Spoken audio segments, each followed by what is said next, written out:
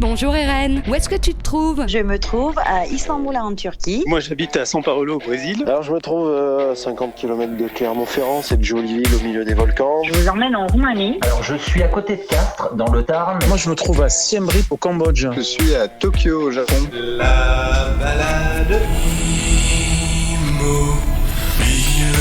Bonjour Chiara en Italie. Bonjour Fabien et Laetitia. Et salut Thomas à Melbourne. Hey, salut tout le monde, ça me fait plaisir de vous entendre. Ouais, je sais pas si vous entendez, on a les mouettes nous derrière.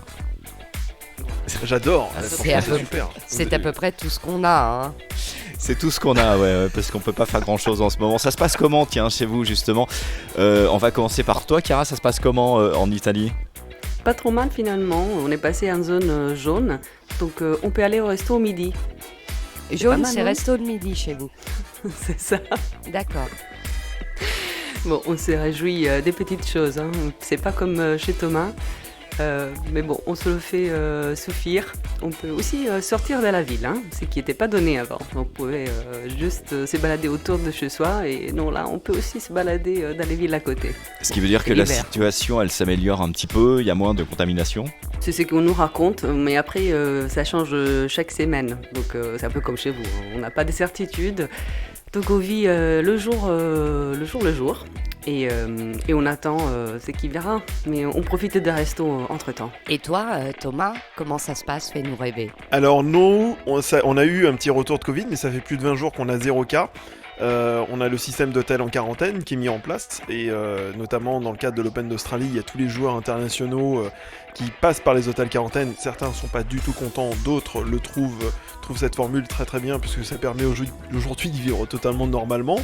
Nous gardons le masque pour faire nos courses dans les supérettes, les marchés organiques et certains magasins dont je ne vais pas citer les marques, mais où on peut acheter un ordinateur et un lecteur DVD, le mec à l'ancienne. Non mais enfin voilà, il y a certains endroits où on garde le masque et d'autres plus du tout. En extérieur, il n'y a plus le masque. Mais il y a un truc qui me fait halluciner. J'aime bien toujours avec mon truc qui fait halluciner. Mais on a eu le retour du Covid il y a une vingtaine de jours. Donc nous on est repassé en stage en dessous, c'est-à-dire qu'on a eu des nouvelles restrictions, mais qui étaient indolores en fait, où il fallait porter le masque dans tous les lieux fermés. Et les gens, en fait, même avant que les mesures, quoi que ce soit, soient prises, ils ont tout de suite mis les masques. Il y a encore des gens dans la rue qui ont des masques.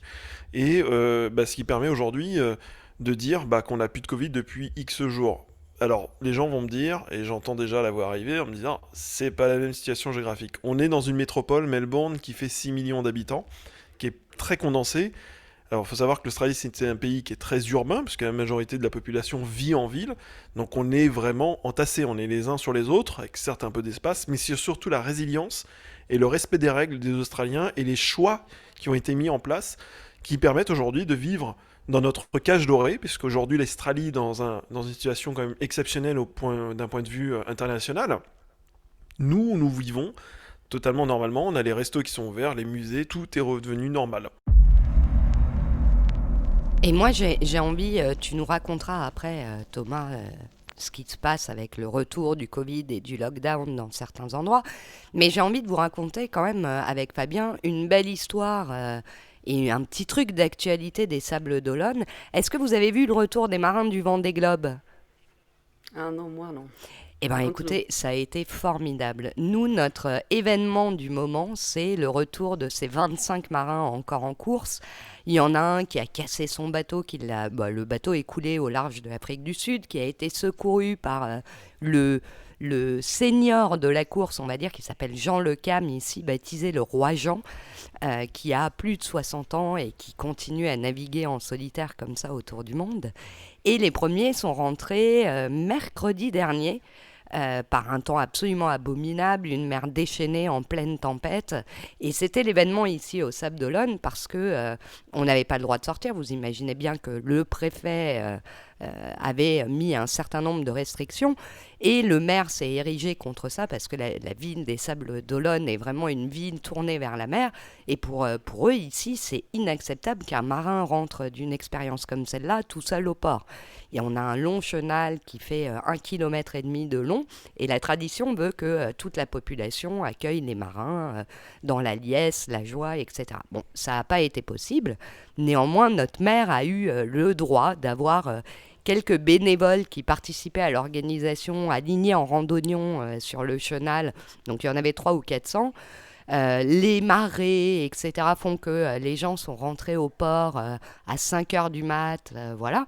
Mais joie et bonheur de notre semaine dernière, c'est un feu d'artifice qui nous a réveillés à 5h30 du matin. Wow. Ouais, c'était vachement sympa. Alors un peu frustrant, il faut bien l'admettre. Ouais, parce qu'on a entendu le feu d'artifice, on ne pouvait pas aller le voir, et ce feu d'artifice qui a été tiré pour l'arrivée du vainqueur du Vendée Globe autour de 5h du matin.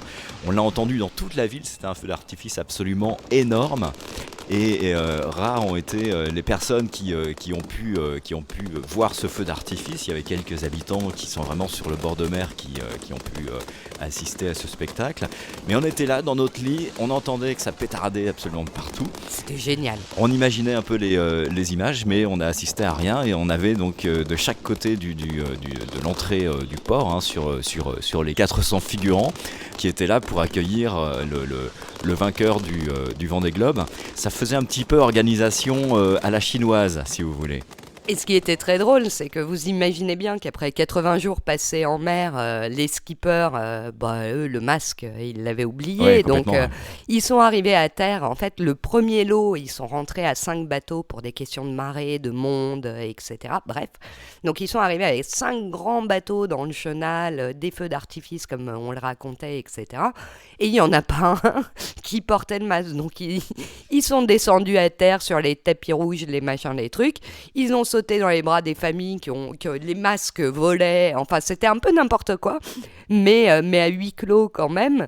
Et j'ai pu avoir des amis parisiens qui disaient chez vous, c'est un scandale, c'est n'importe quoi, c'est noir de monde, il n'y a pas un masque. Comme quoi, la représentation qu'on veut bien donner d'un événement, on en fait un petit peu ce qu'on veut avec les caméras et voilà. Mais en tout cas, on a vu les images après coup, parce que bien évidemment, parmi nos connaissances, certains étaient soit en mer pour faire des images, soit parmi la presse, soit avec les élus. Et on a vu les images de ce qu'on a entendu 48 heures après, et ça semblait génial. Et ça met un peu de baume au cœur, un peu de chaleur dans cet hiver sanitaire un peu triste. Et voilà, c'était notre actualité de la semaine. On a adoré. On vous invite à aller voir les images, ça fait du bien, quoi. Un peu de fête, un peu de liesse, c'est chouette. Toi, Thomas, quand tu nous entends parler, soit des Sables d'Olonne et de nos petits plaisirs avec juste le doux bruit d'un feu d'artifice, ou quand t'entends Chiara, ça t'éveille quoi par rapport à ce que tu vis? Tu te dis, oh les pauvres, ou comment tu vois ça depuis l'Australie? Très honnêtement, j'ai beaucoup de peine parce que déjà, toujours, je le répète, depuis le début du Covid, on a envie d'entrer voir nos amis, notamment vous, et la souffrance que ça peut apporter intérieurement, de la tristesse, et de se dire, mais qu'est-ce que vous foutez des deux côtés, ceux qui gouvernent, alors je vais éviter de rentrer trop dans les débats politiques, parce que c'est pas le but, mais des deux cas, c'est-à-dire que le nombre de Français, ils se disent, comment je vais faire pour gruger, et malheureusement, c'est ce qui fait que ça va pas marcher. Et l'autre côté, le temps long, la lourdeur administrative pour prendre des décisions qui peuvent certes pas faire plaisir, mais qui fonctionnent dans le temps. Alors j'entends beaucoup dire le confinement c'est pas une solution, c'est pas quelque chose qui fonctionne. Et malheureusement c'est pas vrai parce qu'on en est témoin que le confinement a fonctionné puisque nous n'avons plus de Covid. Donc oui c'est de la tristesse et c'est vraiment de la colère aussi de se dire mais qu'est-ce qui se passe? Et ce que raconte Chiara par rapport à ce que vous avez mis en place en Italie.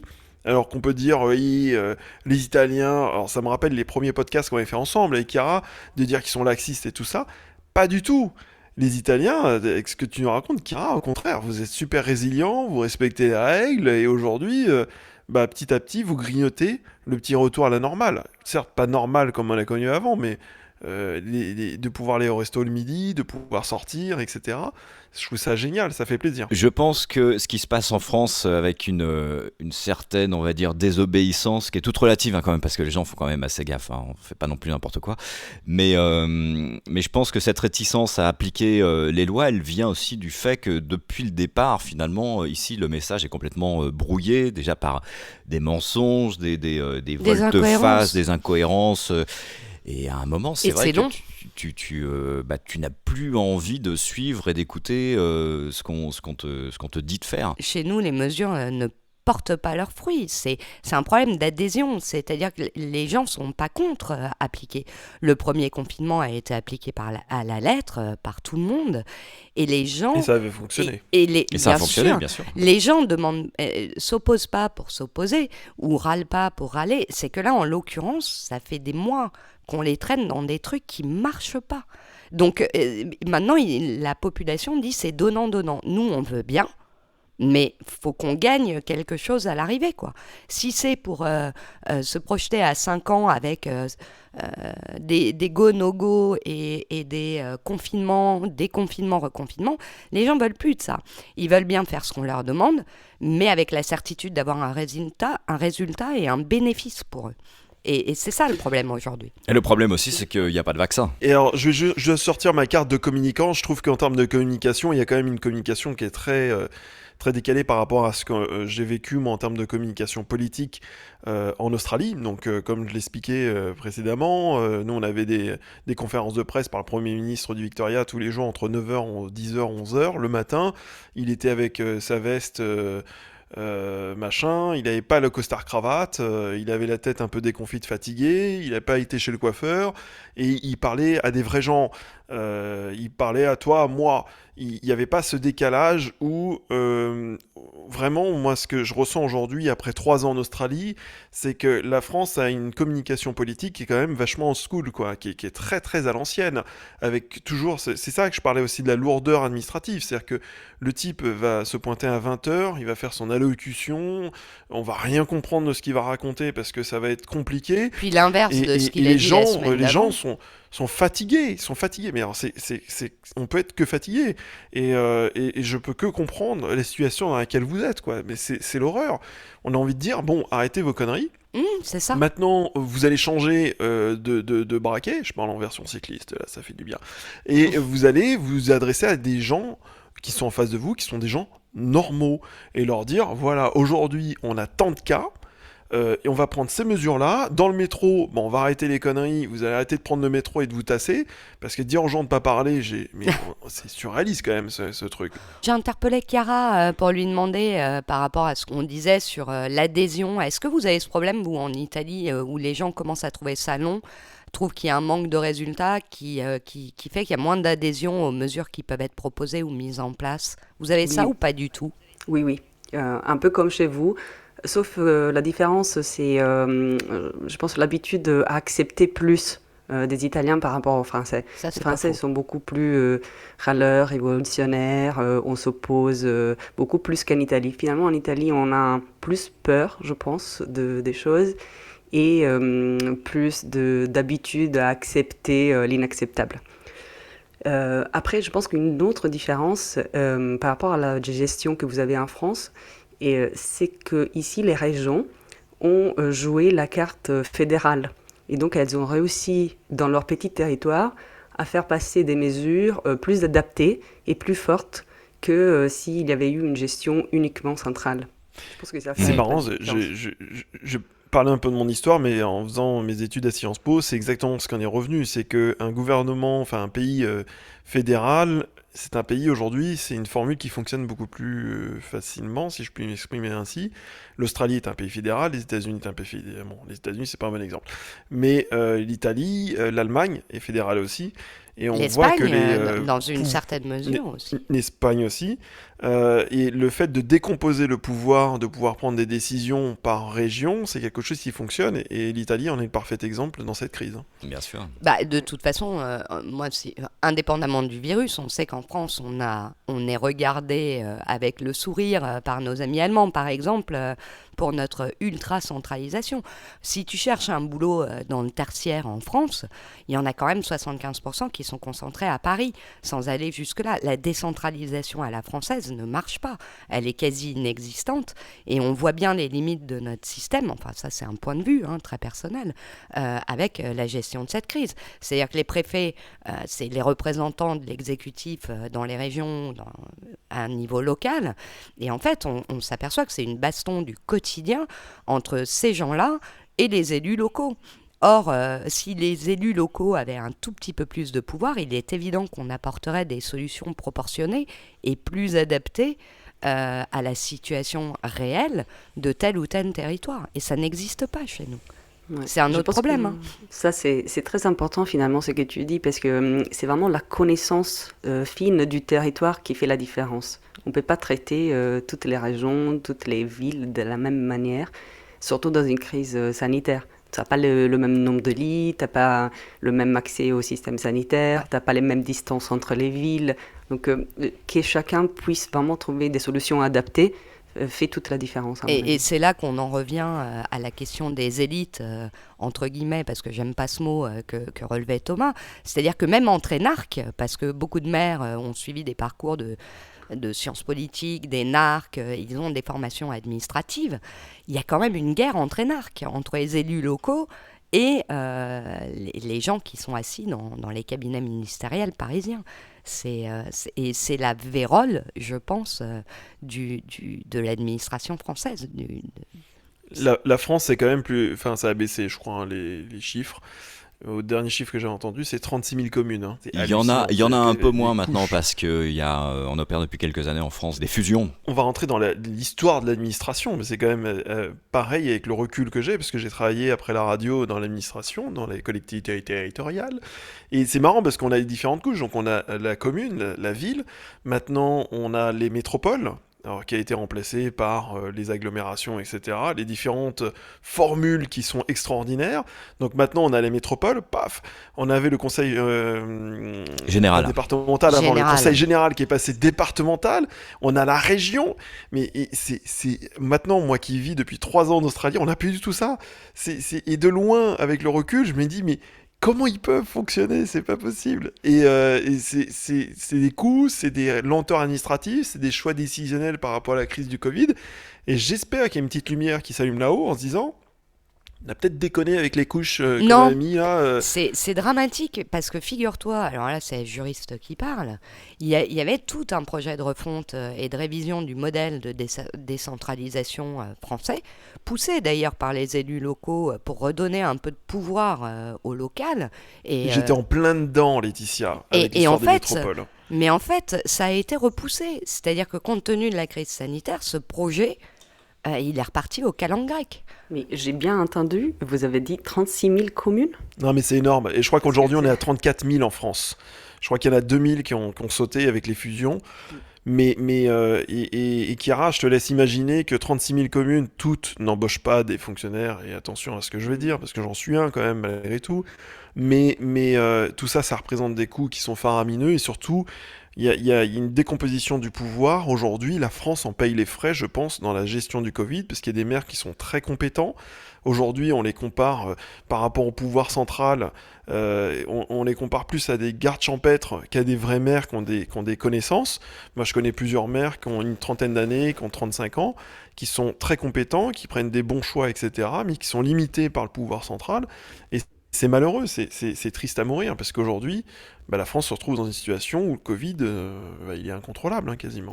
C'est ça, et lorsque les maires, enfin nous on le voit, on a un maire qui est très actif, on parlait du Vendée Globe, si on a ces représentations très théâtrales avec des bénévoles le long du chenal, alors ça peut faire marrer certains, parce que c'est vrai que ça fait un peu régime chinois, mais n'empêche que c'est le fruit d'une bataille de plusieurs jours, entre le maire et le préfet d'abord, puisque le maire apportait des solutions justement pour que la population puisse assister avec des jauges, avec des restrictions, bien évidemment, mais dire qu'on ne peut pas, dans une région où ça va pas trop mal, empêcher les gens de participer à cet événement qui n'arrive que tous les 4 ans. Bref, il s'est battu, il n'a pas eu gain de cause, il a fini par écrire à Macron. Et en fait, pendant qu'il fait ça, le maire qui se bat pour sa commune, il gère pas sa commune, il fait pas autre chose, quoi. Et c'est lunaire, et c'est vraiment, pour moi, un enjeu de société en France que de rebattre les cartes de la décentralisation. Alors, ils l'ont fait, hein, ils ont voulu limiter le nombre de régions, mais en fait, c'est un peu comme post-colonisation en Afrique, quand on a redécoupé des frontières en tirant des lignes droites et découpé des ethnies qui se retrouvaient à cheval sur 2 pays. Là, c'est un peu la même chose. Tu as des régions qui n'ont plus de sens culturel, ou c'est complètement débile. Tu te retrouves avec des départements dans certaines régions qui n'ont rien à voir, qui n'ont pas les mêmes réalités économiques, culturelles, densité de population, et ça n'a pas de sens. Donc c'est juste une logique d'économie, mais il n'y a pas de rationnel derrière. Et ça ne change pas la problématique d'administration locale. Je viens de faire une petite recherche parce que je ne m'étais jamais posé la question de combien de communes on avait en Italie. Mais juste, je vous donne le nom parce que du coup, c'est intéressant. C'est moins de 8000. C'est le record du monde en France. France. La France possède 1/3 des communes de toute l'Europe. Ouais. Mais à vérifier. Non, je déconne pas. En plus, c'est extrêmement sérieux. C'est pas drôle. Moi, ça avec me fait pas rire. Avec des maires qui ont des pouvoirs limités, avec les pauvres maires qui luttent. Mais ils luttent, les pauvres, et c'est pour ça qu'il y a des communes qui trouvent plus de maire. C'est ça. Mais il y a une vraie crise là-dessus aussi, c'est que les types ne veulent plus être maires parce qu'ils s'en prennent plein la tronche. Et c'est de lourdes responsabilités juridiques, hein, être maire. Ah, mais il prend tout. Tu prends absolument tout dans la figure, c'est-à-dire que t'as pas forcément beaucoup de moyens. Tu endosses la responsabilité juridique de tout ce qui peut arriver sur ta commune, même sur le plan pénal. Hein, donc. Et lorsque tu es dans une crise sanitaire et que l'État est défaillant, parce que pour nous, les centres de vaccination en France, c'est un petit peu ça, l'État est défaillant, il dit aux communes, vous avez 4 jours pour mettre en place des centres de vaccination, parce que moi, État, j'ai pas les moyens matériels, humains ni financiers, mais vous allez prendre sur vos deniers et puis vous allez le faire. Et en 2 jours, c'est fait. Et en 2 jours, c'est fait, les numéros verts, les centres de vaccination, les machins. Résultat, le site mis en place par le gouvernement, il bug, personne ne peut prendre son rendez-vous. Les numéros verts des communes sont saturés, et quand les rendez-vous sont pris, il n'y a pas une dose dans les centres de vaccination. Il n'y a pas de vaccin. Voilà. Donc ça rend les gens hystériques, et les maires avec. Ayant bossé pour les collectivités territoriales, 2 villes, notamment Marseille, quand on parle de deniers, surtout que l'État a complètement sabré les fameux deniers. C'est-à-dire que les dotations venant de l'État ont été complètement sucrées, en fait. Ouais. Il n'y a quasiment rien. Les communes souffrent énormément par rapport au mode de fonctionnement sur les points de vue financiers. C'est une horreur. C'est-à-dire qu'une commune ne peut plus recruter, par exemple. Non. C'est fini. Sauf à avoir une dynamique économique de malade et d'avoir suffisamment d'impôts locaux ou d'équivalents, je ne sais plus comment ça s'appelle aujourd'hui, mais de la taxe professionnelle, parce que c'est reversé entre communes, départements, régions, et d'avoir suffisamment d'activités économiques pour avoir ces rentrées fiscales, ils sont complètement démunis. Ils n'ont plus de subventions, ils n'ont quasiment rien. Et on leur met à charge des choses qui ne rentrent pas dans leurs compétences. On a juste évoqué un peu le Vendée Globe et ces aventuriers extraordinaires qui ont fait rêver la France quand même ces dernières semaines et ces derniers mois. Ça a été un petit peu notre bol d'air ici. Toi, Chiara, tu voulais nous parler aussi d'une aventurière aujourd'hui ? Oui, j'ai eu pendant les vacances, juste avant les vacances de Noël, j'ai eu l'occasion d'interviewer une alpiniste italienne qui m'a énormément plu. Et donc je voulais un peu partager avec vous parce que je trouve qu'elle n'est pas connue tellement à l'étranger. Elle s'appelle Nives Meroi. Je ne sais pas si vous avez jamais entendu parler d'elle. Jamais. Elle a quel âge ? Elle fait de l'alpinisme où ? Vas-y, dis-nous tout. Alors, en fait, c'est une alpiniste qui est née dans les Alpes du nord-ouest d'Italie. Et elle a fait un exploit que je trouve fantastique, parce que rien en fait à l'origine faisait penser qu'elle pouvait être alpiniste comme ça. Elle faisait juste des promenades autour de chez elle. Et puis, le goût de l'aventure, petit à petit, elle s'est fait amener. Et finalement, elle a monté en fait tous les 14 plus hauts sommets de la planète. Je ne sais pas si vous voyez qu'est-ce que c'est les plus hauts sommets de la planète, mais c'est tous les sommets qui sont au-dessus des 8000 mètres. Et en fait, elle a toujours fait ces montées avec son compagnon. Donc, ils ont toujours fait ça à deux. Donc, tu m'as demandé combien d'années elle a, en fait, quel est son âge. Elle a 60 ans, même pas. Et son compagnon plus ou moins le même âge. Et ils ont fait en fait ces montées de couple dans un esprit que je trouvais incroyable, parce que ils ont toujours fait ça sans oxygène et sans Sherpa. Ah ouais. C'est vraiment rare. Je crois que d'ailleurs c'est les seuls qui font ça comme ça. Mais alors du coup, Chiara, je t'interromps, mais du coup, ils s'entraînent avant d'aller faire ça. Ils testent en Italie, dans les Alpes, un certain nombre de techniques. Ou comment ils font? Parce que tu t'attaques pas à l'Everest dans ces conditions sans être un peu entraîné. Ouais, c'est ce que je lui ai demandé, parce que maintenant, ils font plus d'exploits. En fait. C'est-à-dire, ils ont déjà fait tous les 14 plus hauts sommets. Donc maintenant, c'est plus, ils font une autre type d'activité plus simple. Mais quand ils ont commencé, c'était juste parce qu'ils s'étaient beaucoup entraînés en Italie, mais ils n'avaient pas fait ça dans l'optique des montées les 8000 mètres. Donc après, ils se sont dit, mais pourquoi pas? Et ils ont monté les 8000 mètres, mais pas la première fois.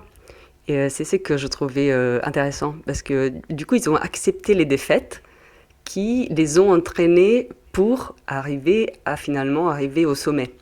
Donc petit à petit, ils se sont dit, on va essayer. La première fois, ils ont dû redescendre. La deuxième fois, ils ont monté un peu plus haut, et ainsi de suite. Donc ils ont eu beaucoup de patience.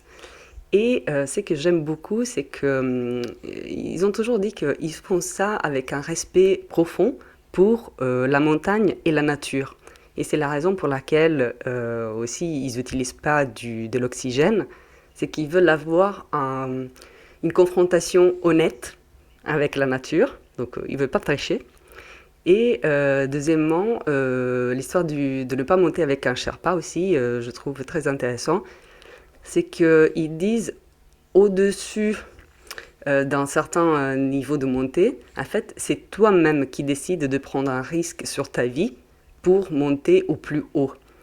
Et eux, ils ne voulaient pas payer avec de la monnaie le prix de la vie de ceux qui l'accompagnent. Et aussi, ce que j'ai beaucoup aimé dans leur histoire, c'est qu'ils ont toujours voulu trouver d'autres voies pour monter. Parce que vous savez, il y a des voies qui sont tracées aujourd'hui, on les connaît tous. Et en fait, eux, ils ont toujours voulu trouver l'autre manière d'arriver au sommet. Et des fois, ils n'ont pas réussi. Ils ont dû redescendre à 150 mètres de l'arrivée, parce que finalement, il n'y avait pas la connexion. Mais ils ont quand même essayé. Donc puis, ils ont ouvert de nouvelles voies à d'autres. Exact. Exactement. Super. Donc, en fait, quelque chose aussi que j'ai beaucoup aimé dans la rencontre qu'elle m'a fait Nives, c'est qu'elle dit qu'aujourd'hui, l'alpinisme est devenu vraiment compétitif. Je ne sais pas si vous avez des gens autour de vous qui font de l'alpinisme juste parce qu'ils font un voyage de noces et donc ils veulent monter les derniers mètres de l'Everest ou d'un truc comme ça. J'en ai vu faire ça au Kenya. Ouais, voilà. Et ça, en fait, ça provoque des désastres qu'on n'imagine pas. Parce que ça a un impact énorme sur la montagne, sur les populations, sur comment vivent les populations. Et c'est de plus en plus devenu quelque chose un peu, vous savez, pour les grands chefs d'une boîte du CAC 40 qui veut faire une expérience. En fait, on l'amène avec un hélicoptère au tout dernier point d'atterrissage, et puis il lui laisse faire 1 heure de montée. Mmh. C'est complètement stupide en soi, absurde, je trouve. Ouais. Absurde. Ça n'a aucun sens dans le rapport avec la nature. Et dangereux puis, d'ailleurs, potentiellement. Aussi dangereux, parce que évidemment, pour monter 8000 mètres, ton corps n'est pas fait pour monter à 8000 mètres. Donc il faut qu'il s'habitue petit à petit. Mais bon, là, il le laisse avec l'oxygène, tu vois, le temps juste qu'il fasse la montée et il redescend. Donc, mais ça a un impact aussi sur l'environnement, parce que ça veut dire l'hélicoptère, ça veut dire beaucoup de plastique laissé sur le chemin, la destruction de certaines forêts, et aussi les populations qui finalement trouvent que vendre un coca à 3 €, c'est plus intéressant pour leur revenu que de faire ce qu'ils faisaient avant. Il y a toujours un double tranchant dans ces changements d'économie locale. Donc ça, c'était la petite histoire que je voulais vous raconter sur Sor Nieves. Mais après, il y a aussi une autre femme dont je voulais vous parler, qui s'appelle Carlotta. Alors, qui est Carlotta? Tiens. Donc, Carlotta, c'est une fille qui a 17 ans. Elle est en terminale de lycée et elle vit dans un petit village dans la pointe nord du lac de Garda, dans le nord-est d'Italie, au pied des montagnes. Sono Carlotta e sono una ragazza timida, ma allo stesso tempo molto curiosa. Elle dit qu'elle est timide, qu'elle est curieuse, mais aussi qu'elle aime jouer au théâtre et danser. E frequento il liceo delle scienze umane a Riva del Garda. Pourquoi j'ai envie de vous parler d'elle, en fait? C'est que je trouve que dans ce podcast, on a beaucoup parlé de comment chacun d'entre nous et aussi les invités qui se sont relayés à nos micros ont vécu cette étrange année de 2020. Mais on l'a toujours fait entre nous, tu vois, entre gens qui ont, je dirais, entre 40 et 50 ans. Et souvent, on a mentionné les enfants, les ados, mais toujours pour dire ce que nous, on pensait qu'eux, ils pensaient. Mais on leur a jamais demandé leur avis. Et donc, je me suis dit que ça aurait été sympa de savoir exactement de leur propre voix qu'est-ce qu'ils en pensaient.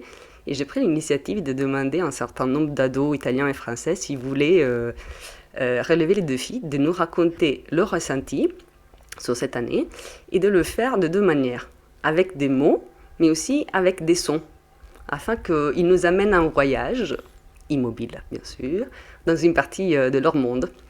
Et parmi les personnes qui ont voulu relever le défi, il y a justement Carlotta. Et je l'ai choisie pour deux raisons.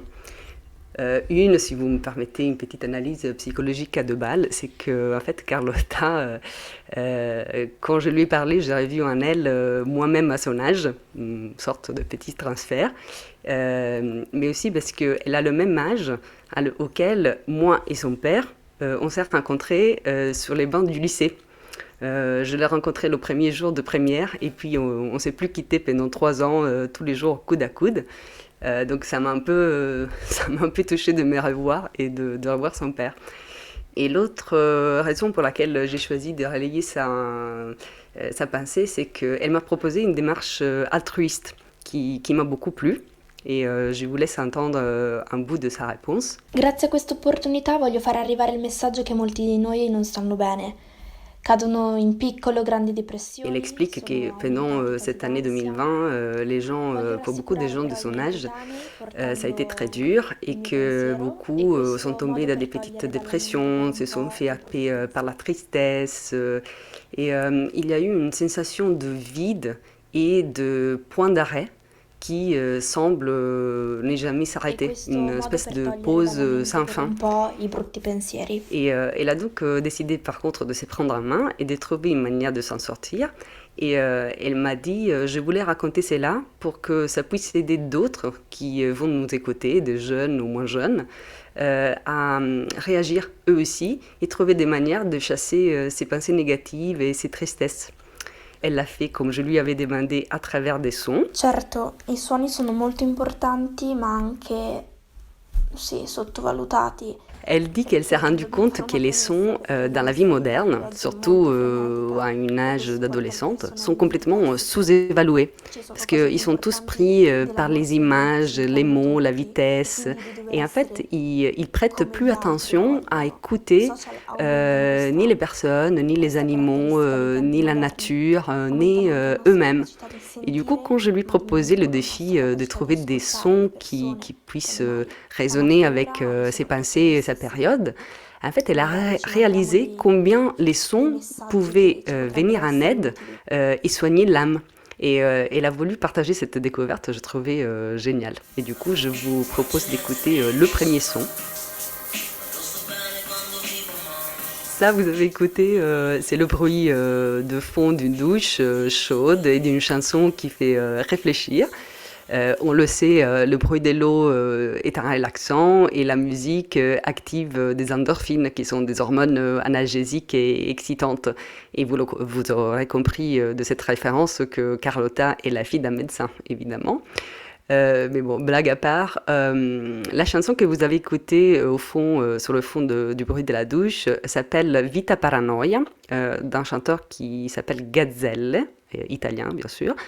Et la chanson parle d'un jeune homme qui se sent jamais à sa place, qui essaye toujours de s'en sortir sans réussir, et qui se sentir, je cite, comme une bombe, mais pas dans le bon sens, dans le sens que demain j'explose. Et Carlotta a aimé me dire que, en fait, quand elle écoute ces textes, elle se sent boostée pour dire mais moi je ne veux pas exploser, donc il faut que je trouve un moyen de faire sortir tout ce que j'ai à l'intérieur et aussi de me calmer. Et donc voilà, elle se calme aussi avec des sons comme la douche chaude qui nous amène un peu dans un monde un peu plus feutré. Basta vedere adesso come fa sta curva qua. Alla rotonda va via dritta. Alla rotonda. Oh, autovelox. Ça, c'était les sons des voix de 5 amis dans une voiture. Vous avez entendu le bruit de la voiture, la radio qui joue. J'ai l'impression que tout cela s'imbrique et se fond comme si c'était un seul son. Et ces sons ramènent Carlotta dans le monde de l'insouciance, de cette amitié qui nous réchauffe le cœur.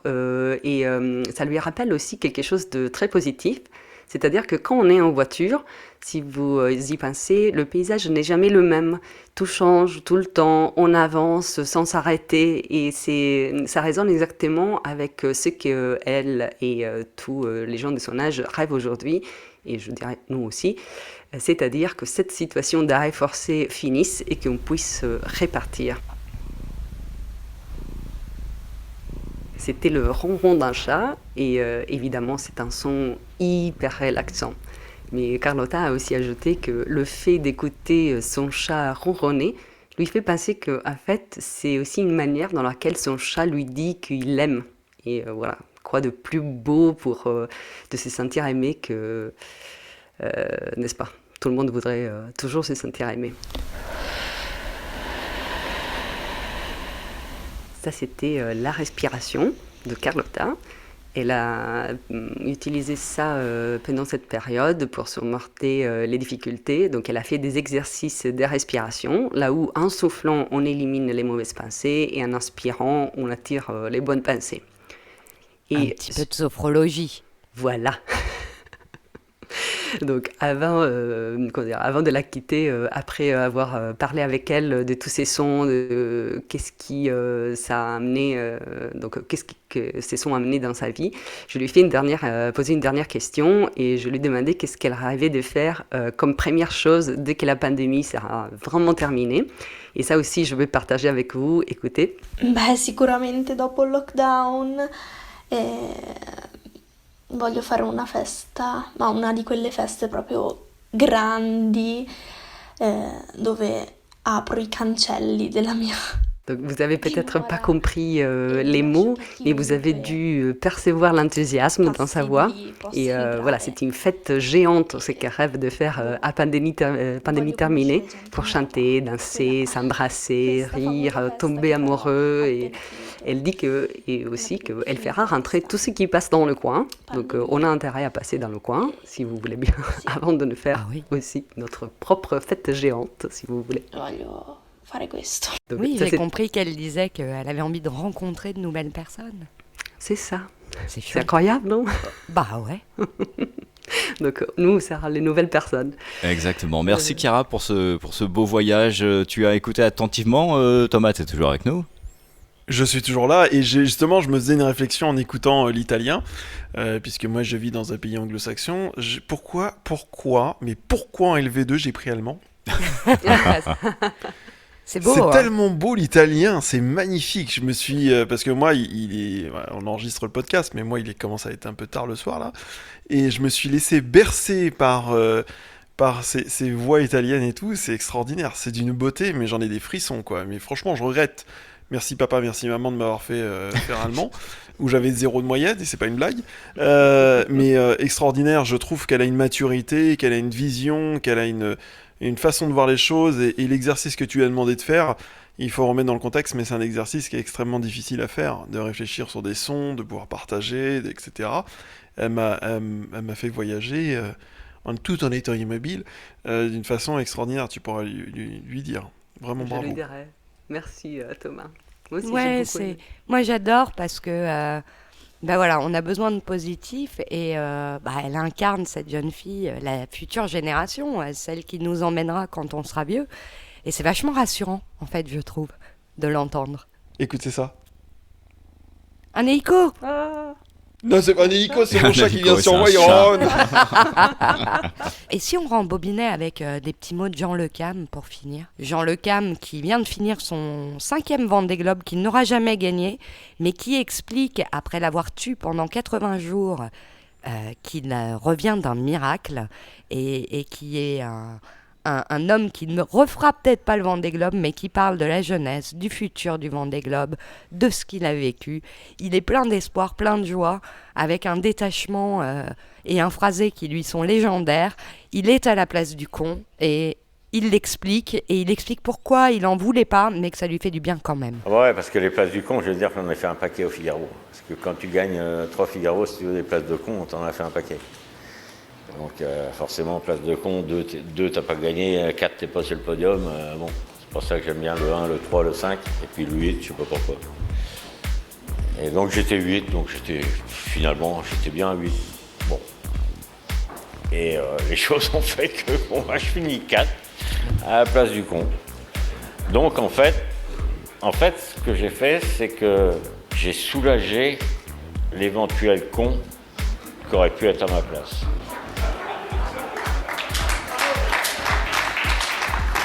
Comme quoi ma générosité n'a pas de limite. Bon, merci les amis, à très vite. Salut. À très vite. À très vite. Ciao, ciao. C'est la balade qui s'arrête là, voilà.